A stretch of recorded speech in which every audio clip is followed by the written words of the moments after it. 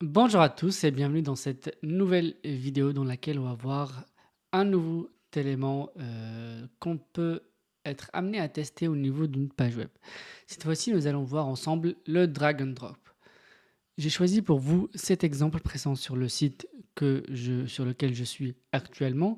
Le drag and drop consistera à déplacer certains éléments en cliquant dessus et en les faisant déplacer d'un point A à un point B ou selon ce qui est demandé.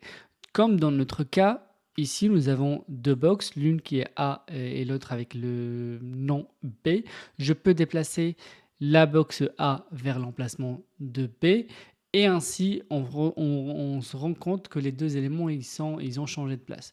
Donc sur ce cas de test que l'on va voir ensemble, nous allons voir comment est-ce que Playwright est en mesure de faire le drag and drop. Donc voilà, pour cela, je vais aller sur ce site, je vais faire un copier-coller. J'ai créé un nouveau fichier de test, j'ai importé Playwright et j'ai préparé en avance afin de gagner du temps mon cas de test ou le début.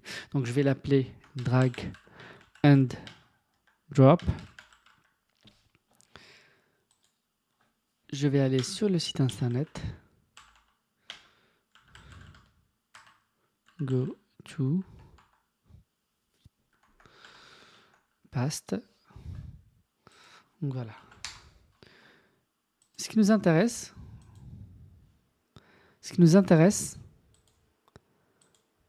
c'est de déplacer. Alors, une fois sur le site, j'ai la box A à gauche et la box B à droite. Je vais aller voir comment est-ce que je peux localiser ma box A. Donc, je vois qu'elle a bien une classe, un ID. Donc, c'est deux locateurs que je peux utiliser. Il y a également un texte A. Du coup, je vais utiliser le locateur classe, plutôt ID, parce que classe, on a le même. Du coup, il y aura un conflit. Du coup, je vais utiliser l'ID. Et je vais venir ici.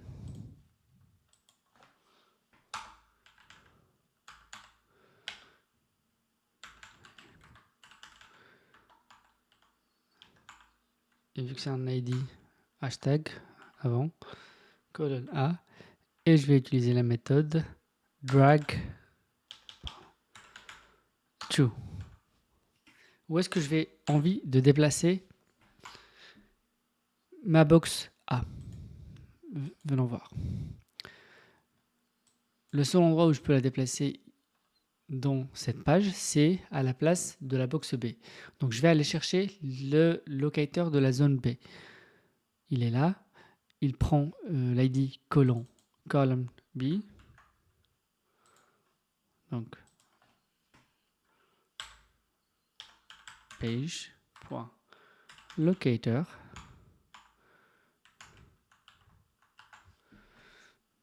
C'est tout. Je vais lancer.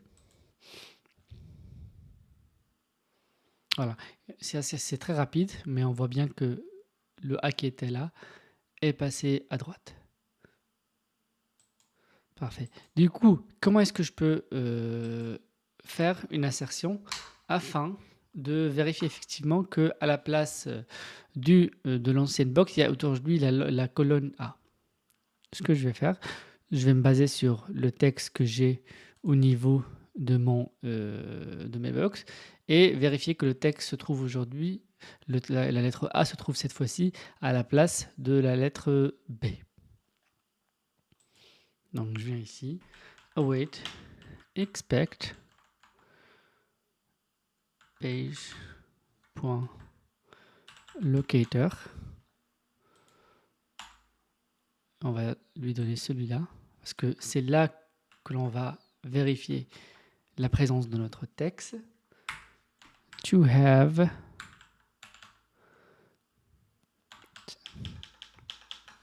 alors c'est pas ta, c'est tout.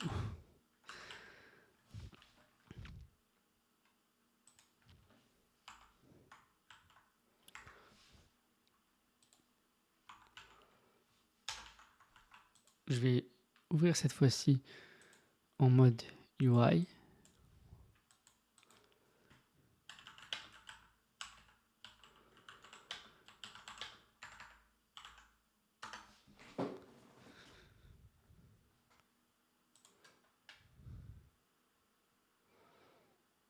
C'est en cours. Et c'est parfait. Là, on va voir que ça bouge. Là, c'est A à gauche et B à droite. On clique sur A, le locator drag to, et il la déplace à droite. Et il check par la suite qu'il y a bien le texte A. Parfait. Je vais faire B pour essayer de le faire, d'essayer d'avoir une erreur.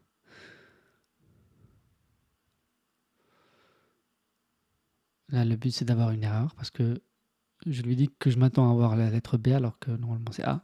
Et voilà. Expected string B, c'est ce que je lui ai donné, mais celle qu'il a trouvée, c'est A. Donc, je le remets comme il faut. Ça, c'est juste pour vous montrer que l'assertion, elle fonctionne. Et parfait. Donc, je vous remercie d'avoir suivi cette vidéo. Il y a d'autres méthodes qui sont plus complexes qu'on peut être amené à voir dans des vidéos prochaines. Je vous remercie d'avoir suivi cette vidéo jusqu'à la fin et je vous dis à bientôt dans une prochaine vidéo et peut-être voir d'autres UI elements parce qu'il y en a plusieurs. On ne peut pas tout voir d'un coup et je vous remercie. À plus.